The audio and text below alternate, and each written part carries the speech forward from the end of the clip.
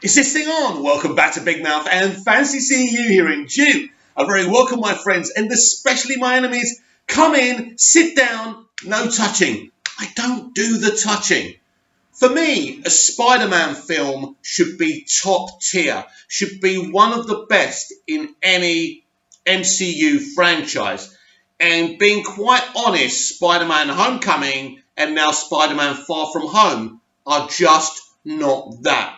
They're very watered down, generic films. And as I say, Far From Home is the same. The performances are solid. They're great performances. The actors do what they want to do. This is a non-spoiler review, so I'm not going to talk directly about individual characters.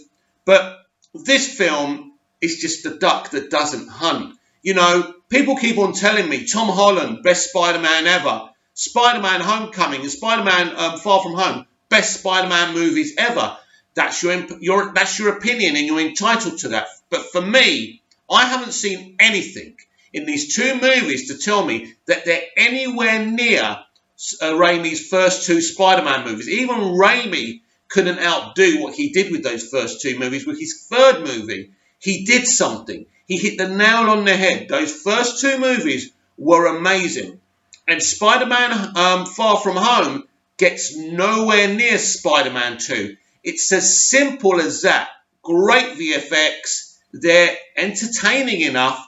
But as I say, a Spider-Man film has to be more than entertaining. It has to have heart. It has to have soul.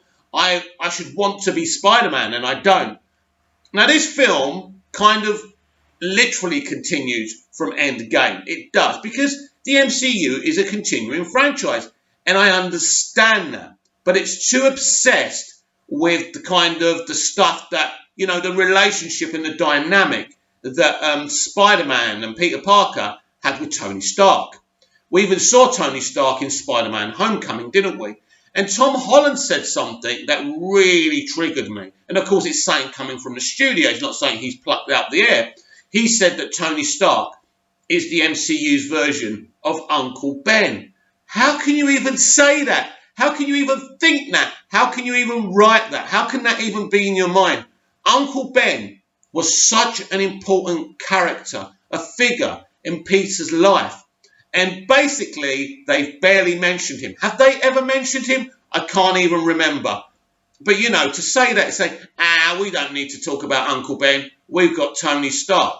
Robert Downey Jr. as Tony Stark is amazing. And he will always be remembered because he's the main reason this franchise has made billions and billions upon trillions of dollars, right? We get that. But to say he's the Uncle Ben of this franchise, I just think is highly damaging.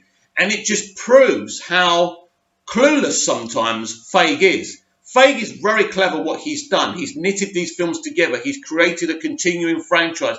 It's making billions of dollars. But when I look at things like Professor Hulk and how he's dumbed down and watered down the Hulk character and Bruce Banner, and then when I see him, it's strange, isn't it? Because when the MCU Spider-Man was introduced into Civil War, I thought, wow, this is awesome. He's a kid. He's enthusiastic. He's acting like the Spider-Man I've seen in the comics and in my favourite animated versions of the character. So he was brilliant in Civil War, right? But then, when we saw him in Homecoming and Far From Home, he's been watered down so much. And I just think to myself, this is Spider-Man. This is Marvel Comics' #1 character. He's such an important character. He was an important character for me growing up. And I just think, how dare you? How dare you do this? How dare you water down this character? It's great that he's interacting with Nick Fury. That's great. It's something I've seen in animated series and read in the comics. You know, he's trying to initiate him within the Avengers. I get it. It's brilliant. That aspect is brilliant.